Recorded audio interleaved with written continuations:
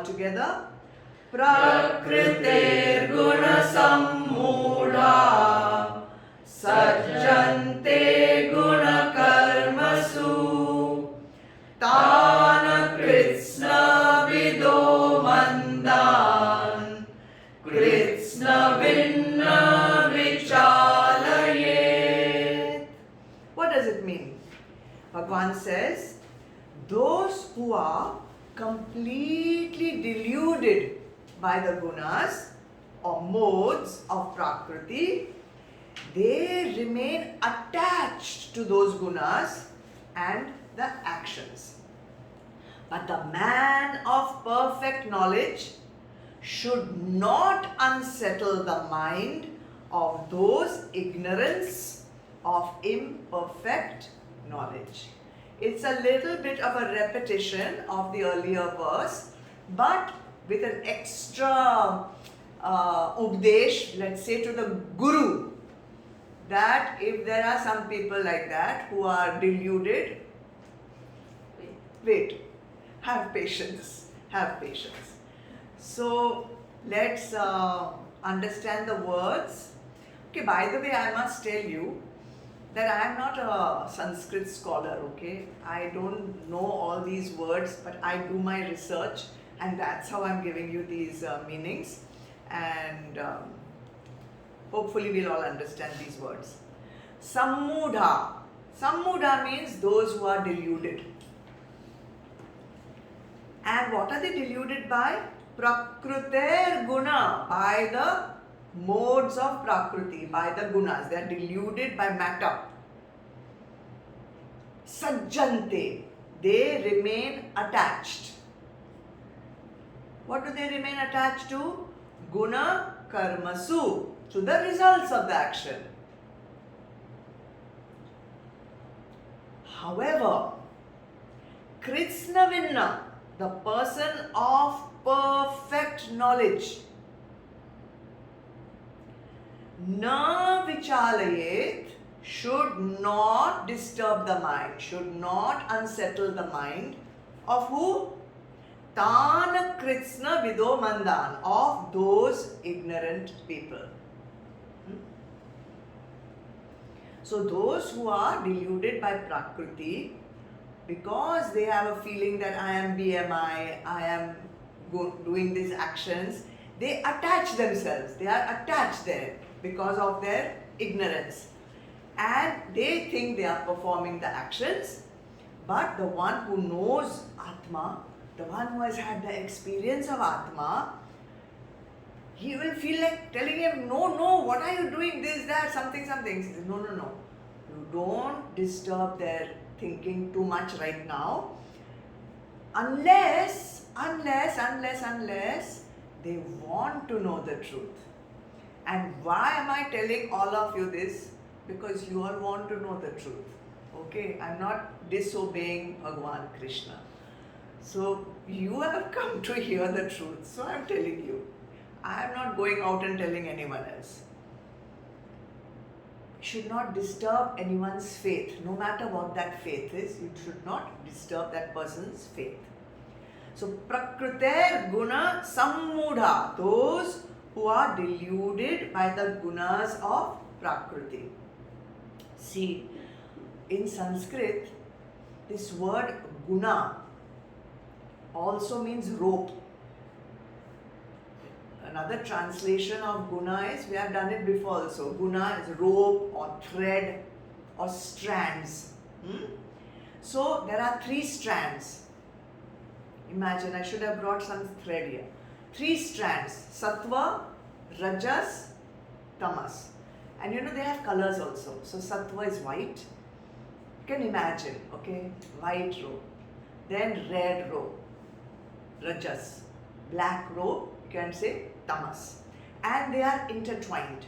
They have made 3 thin strands, have intertwined and made one strong rope. And that strong rope is binding you to sansar. It's tying you down. Can you imagine something tying you down? And that is your bondage. Tamas is binding because of ignorance. inertia. Rajas is binding because of action, greed. And sattva, how come sattva is also binding? This is a very subtle one, because sattva can bind you with ahankar of knowledge. I do so much seva, I do so much svadhyay, I know this, I know that. That's also binding. You have to be very, very careful. So what is the purpose of life? What is the purpose of Bhagavad Gita? It is to understand that the body, mind and intellect are made up of gunas. These gunas are part of Prakriti, and I am different. I am apart from the gunas as well as of sansar. And that is what we call aparoksh anubhuti.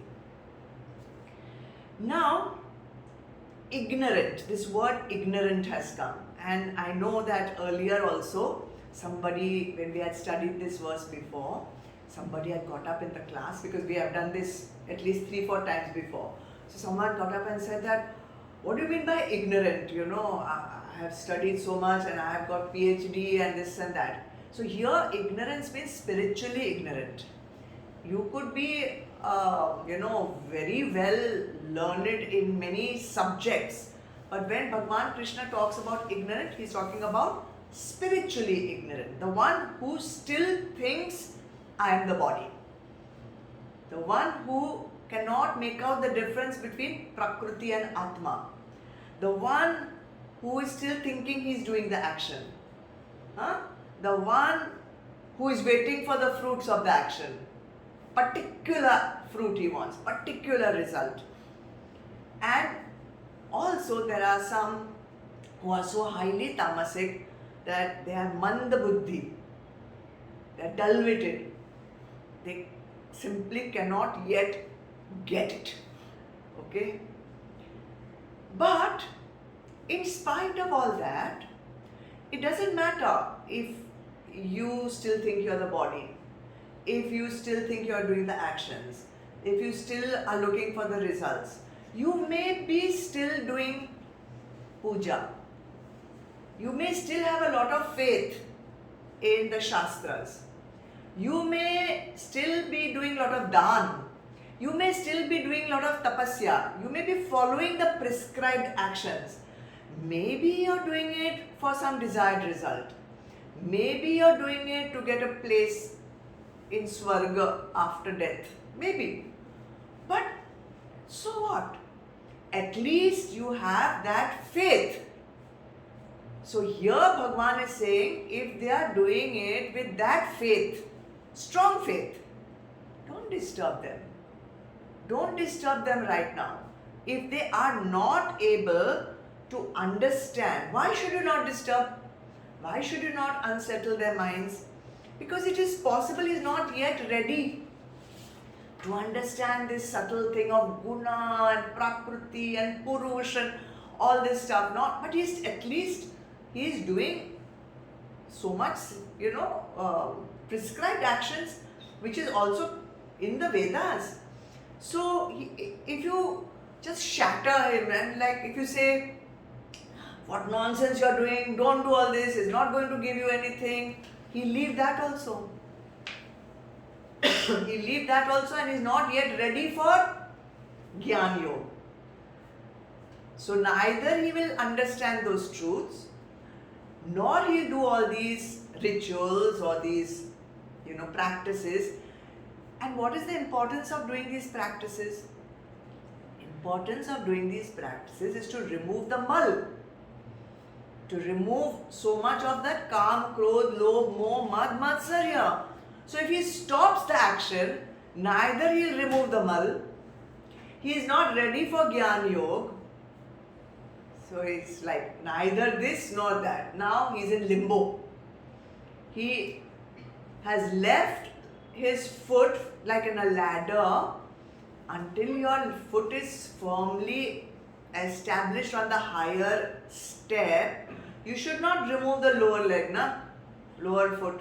Remove the lower foot also and not yet established on the higher rung, both, then what? Downfall, patan. So what should you do? Instead of saying don't do the action, Bhagwan Krishna tells a very beautiful thing. He says, inspire such a person to do all the actions in Karma Yoga Bhav. You teach that person about Karma Yoga Bhav. So let them continue doing slowly, slowly. See, beautiful word I love. Shanay, shanay. Shanay, shanay. Slowly, slowly. Gradually, gradually. Slowly, slowly. He will grasp the truth. Keeps coming for satsang. Keeps reading. Keeps studying Bhagavad Gita 3 times, 4 times, 5 times, 10 times. Then something will click. Something will click. Then actions will happen in Karma Yoga Bhav. Action happens in Karma Yoga Bhav. Kam, Krodh, Lobh, Moh, Mad, Matsya, Rag, Dvesh, Ahankar, everything starts evaporating. And when that happens, you will be able to understand the higher truths of the Upanishads. Also, again and again, it will be said in the Bhagavad Gita that the Tattvavid has already reached their understanding. Tattvavid does not need to remove any mal because the mal is already removed. Tattvavid therefore does not need to do Karma Yoga in Karma Yoga Bhav. But he should do it. He should do it because he will inspire the others to follow. So this is actually a verse, a shloka, giving advice to the Tattvavid, to the one who has already transcended the concept of body, mind and intellect. Okay, it's quite clear and it's quite simple to understand. But the next shlok, number 30, is a beautiful shlok and we will chant it first.